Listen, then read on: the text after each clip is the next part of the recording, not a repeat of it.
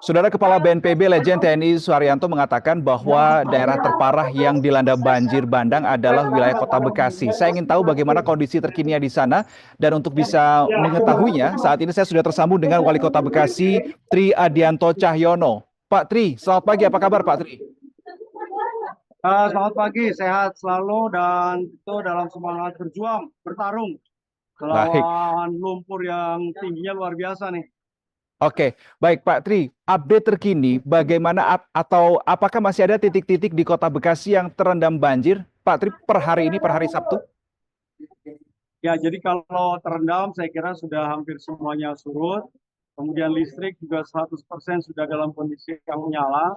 Tetapi dari 8 kecamatan yang terdampak, jadi masih ada tugas berat bagi kita semua, ya, baik itu pemerintah Kota Bekasi, relawan, dan juga aparat, ya, dibantu oleh Pak Kapolres dan tentu adalah juga warga masyarakat terkait yang 5 kecamatan yang memang masih belum bisa berkehidupan secara normal. Karena di beberapa lokasi tentu sampah yang menggunung, kemudian juga lumpur yang sangat tinggi, dan juga tentu selokan-selokan yang hari ini tertutup. Ini membuat kehidupan masyarakat tentu belum nyaman. Jadi oleh karena itu, tentu dengan kekuatan yang kami miliki, dengan adanya alat berat, kemudian tangki air, dan juga penyemprot lumpur, tentu masih menjadi PR buat kita bersama. Dan tentu Oke. terima kasih karena Pak Gubernur DKI Jakarta sudah mengirimkan bantuannya sejak 2 hari yang lalu sampai hari ini, bersama-sama dengan pemerintah Kota Bekasi kita membantu masyarakat. Baik, Pak Tri, mungkin bisa sambil dibenahi atau diperbaiki komposisi gambarnya supaya tidak terlalu tinggi space di atas, Pak Tri. Jadi bagaimana Pak Tri terkait dengan jumlah korban yang terdampak sampai dengan saat ini, data terbarunya seperti apa, Pak Tri? Ya, kalau data terdampak kan hampir lebih dari 80.000 Hmm. jiwa yang kemudian hari ini terdampak. Ya, tetapi tentu dalam masa tanggap darurat ini kami konsentrasi terkait dengan pemenuhan kebutuhan logistik, kemudian pemeliharaan terhadap kesehatan warga masyarakat, di mana Hmm. yang sudah tidak ada lagi penampungan. Oleh karena itu, sistemnya jemput bola dan kita membuat posko-posko yang lebih dekat dengan warga masyarakat. Jika Oke. dilengkapi juga dengan ambulans, jadi bagi warga masyarakat yang memang hari ini memang sudah harus melakukan pemeriksaan rutin gula darah, pemeriksaan hemodialisa. Saya kira hari ini masih tetap bisa terlayani secara baik. Pak Termasuk Tri, ya. batas, Tadi Anda mengatakan juga salah satu PR beratnya adalah soal lumpur ya Pak ya, yang dibawa oleh banjir. ya lumpur. Setebal apa sekarang sisa lumpur? Mungkin bisa Anda sampaikan berapa senti, berapa meter, Jadi atau di mungkin bahkan di beberapa beberapa lokasi titik? masih cukup tebal, ya hampir 20 sentian, ya. Tentu Hmm. ini memerlukan treatment di samping disemprot, tetapi juga harus dilakukan penyedotan.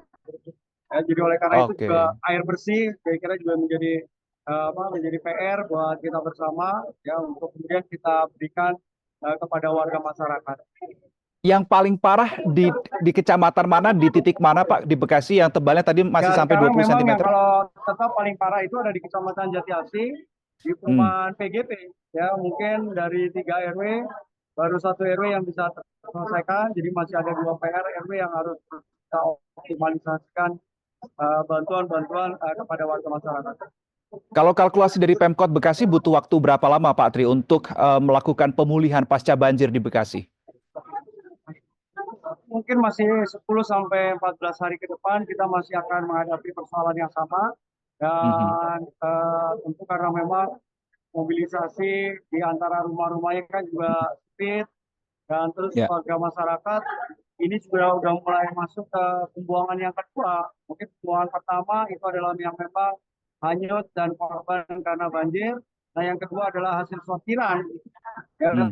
setelah dibersih-bersihkan ternyata memang sudah tidak layak pakai. Oh, ternyata sudah tidak bisa digunakan. Ya, sehingga inilah yang kemudian sampah masih tetap menjadi PR kemudian kita selesaikan. Oke, Pak, terkait dengan korban material atau terdampak hal-hal material yang terdampak juga. Salah satu yang kami dapatkan visualnya adalah mobil-mobil kendaraan yang terendam. Pak Tri, apa solusi dari Pemkot Bekasi soal hal ini? Ya, jadi sementara kami baru melakukan inventarisasi saja terkait dengan kerugian Mhm. material, tetapi sudah ada solusi yang diberikan oleh Pak Gubernur sejalan dengan apa yang kemudian menjadi concern dari Kepala BNPB terkait Hmm. dengan perbaikan rumah-rumah yang memang mengalami rusak. Ya, ada satu solusi adalah bagaimana kita akan membangun rumah-rumah panggung, ya, sehingga dengan ketinggian mungkin di atas 2,5 meter. Nanti dana yang ada adalah merupakan rewangan tabungan dari provinsi, akan disiapkan anggarannya dari pemerintah kota dan juga dari BNPB. Sehingga mungkin Oke. di samping konsep relokasi dan juga pembebasan terkait dengan warga yang memang sudah tidak nyaman di PGP, tentu kita akan membuat skenario untuk membangun rumah-rumah panggung yang ada. Tadi Anda mengatakan proses pemulihan pasca banjir di Bekasi kurang lebih 10 sampai dengan 14 hari ke depan. Sementara beberapa hari ke depan juga BMKG memprediksi cuaca masih belum bisa dikatakan bersahabat. Apa langkah Pemkot?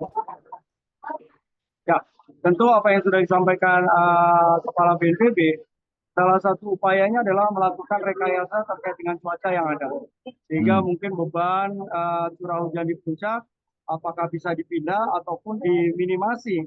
Sehingga ketinggian tanggul yang hari ini memang sudah mencapai 6 meter, itu masih mampu menampung air yang kemudian hujan dari puncak, ya, sehingga Hmm. kapasitas Kali Bekasi bisa menampung. Nah, yang kedua adalah hari Senin, kami bersama-sama dengan Bupati Bogor, Bupati Bekasi, kemudian Wali Kota Depok dan Wali Kota Bekasi, dan juga dari Provinsi Jawa Barat, dan mudah-mudahan nanti dari Pak Pram, ya, untuk kemudian kita akan membangun waduk sementara, ya, embung, ya, Hmm. seperti polder tampungan air yang ada berada di Kali Cikeas, ya, sehingga nanti air yang berasal dari Cikeas bisa kita tahan, sehingga kita betul-betul konsentrasi agar mengalirkan air yang berasal dari Kali Cilengsi. Kapan itu akan mulai dikerjakan dan butuh waktu berapa lama, Pak? Saya kira memang pasti butuh waktu proses yang panjang, tetapi minimal Hmm. Senin kita mulai, dan kita lihat seberapa besar kemampuan alat berat kita untuk bekerja dan mengoptimalisasikan daya tampung air yang ada. Karena luasannya cukup besar, ya, hampir 5 sampai 6 hektar. Ya, kalau kita bisa bikin kedalaman 5 sampai 8 meter, saya kira cukup Oke. ribuan liter yang bisa kita tampung. Baik, Pak Tri, salah satu juga yang dikeluhkan warga adalah bagaimana banjir di Bekasi ini sudah menjadi tren sebetulnya, sudah terbaca 5 tahunan dan seterusnya ketika hujan tinggi. Tapi masalah itu tetap muncul, banjir itu tetap terjadi. Sesulit itukah Pak Tri untuk mengkondisikan atau mengatasi banjir di Bekasi?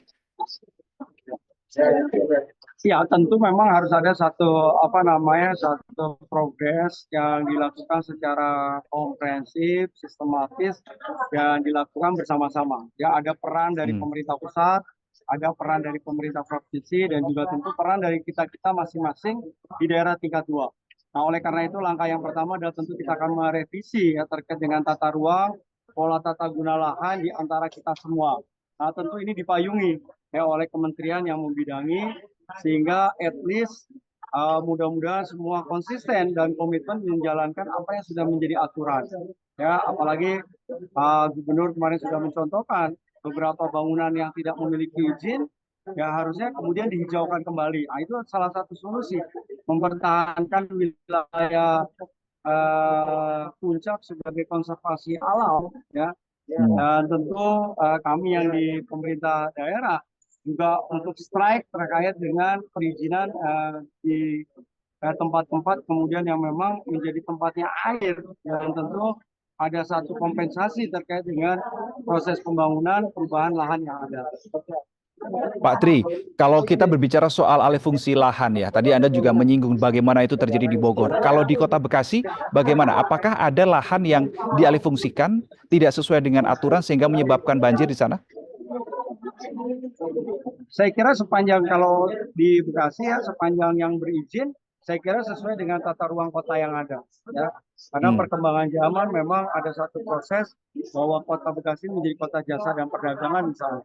Ya, jadi oleh karena itu kita sudah menghitung berapa jumlah embung, berapa jumlah tangkapan air yang memang harus disiapkan oleh pemerintah Kota Bekasi. Walaupun secara RTH tentu memang hari ini RTH publik yang belum bisa kita capai, tetapi tentu dengan adanya RTH yang dilakukan oleh secara private ini tentu menjadi juga bagian dari skala kota dalam rangka menyiapkan ruang terbuka hijau. Berbicara soal Kali Bekasi, Pak Tri, seberapa sering data yang Anda dapatkan pengerukan yang dilakukan? Kalau pengurukan memang hampir belum pernah dilakukan ya selama bertahun ya, terkait dengan secara revolusioner melakukan perbaikan untuk melakukan pengerukan. Tetapi yang kemarin sudah dilakukan adalah bagaimana kita melakukan pemasangan dinding-dinding penahan ya, dan kemudian juga menambah kekuatan dari membangun baru dinding-dinding yang ada. Tetapi memang itu tadi, bagaimana kemampuan dinding kita itu hanya sebesar 600 ya ketinggiannya, air yang akan datang, tetapi memang yang kemarin datang itu sampai 800. Ya, dan saya kira perlu terus dilanjutkan karena memang dari 33 kilo yang menjadi target oleh Kementerian PUPR, BWCC itu memang hari ini baru bisa terselesaikan sebesar 7 kilo. Oke. Pak Tri, saya ingin mengonfirmasi satu data ini terkait dengan aliran Sungai Bekasi. Saya baca data dari Greenpeace, ini luasan das ini seluas das Bekasi ya, 147.000 hektar. Kawasan hutan yang tersisa adalah 1.700 hektar. Benarkah data ini, Pak Tri? Kan ini datanya komprehensif. Bicaranya tidak hanya Kota Bekasi, tapi daerah aliran sungai. Jadi mulai menghitungnya mulai dari kabupaten, kemudian dari Kota Bekasi dan juga Kabupaten Bekasi dan sedikit Depok. Jadi saya kira apakah benar atau tidak, saya kira datanya mestinya dari Kementerian PUPR ataupun mesti Kementerian dari Pemukiman ya di dalam rangka untuk melihat data secara keseluruhan. Tapi kalau yang Anda pantau kemarin pada saat pasca banjir memantau Kali Bekasi yang ada di Kota Bekasi, bagaimana kondisi di kanan kiri sungai ini? Apakah sudah sesuai dengan aturannya? Tidak ada bangunan dan lain sebagainya seharusnya diamalkan oleh undang-undang atau bagaimana?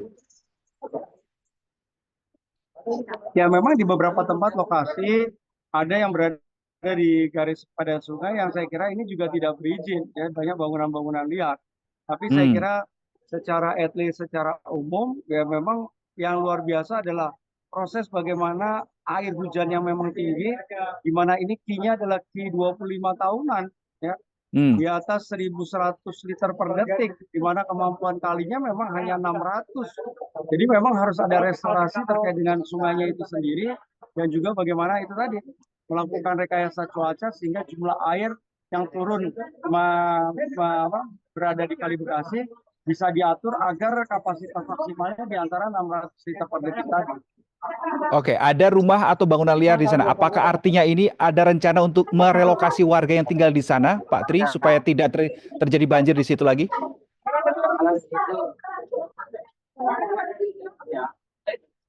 Halo, Pak Tri. Putus-putus. Ya, Pak Tri, saya ulangi lagi pertanyaan saya. Ya, terkait dengan, ya tadi Anda katakan bahwa Anda mendapati ada rumah bangunan liar di kanan dan kiri Kali Bekasi, begitu ada di Kota Bekasi. Apakah ini artinya Anda akan merelokasi para warga yang tinggal di sana?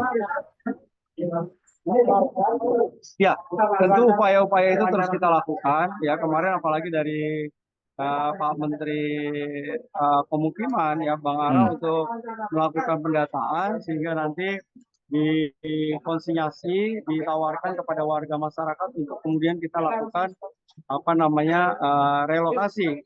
Dan tentu pemerintah daerah akan menyiapkan lahan dan nanti kemungkinan akan kita buatkan rumah susun kepada warga yang nanti bersedia untuk dilakukan relokasi wilayahnya. Karena tentu bukan sesuatu yang sederhana melakukan pemindahan, karena itu tadi bagaimana rumah adalah merupakan cerita, rumah adalah merupakan kenangan, dan rumah adalah merupakan bagian perjuangan. Ini yang terus harus kita sosialisasikan ke warga masyarakat. Makanya salah satu solusinya adalah bagaimana kita akan membangun rumah-rumah panggung sehingga dengan ketinggian tertentu tidak terkejar oleh tingginya air.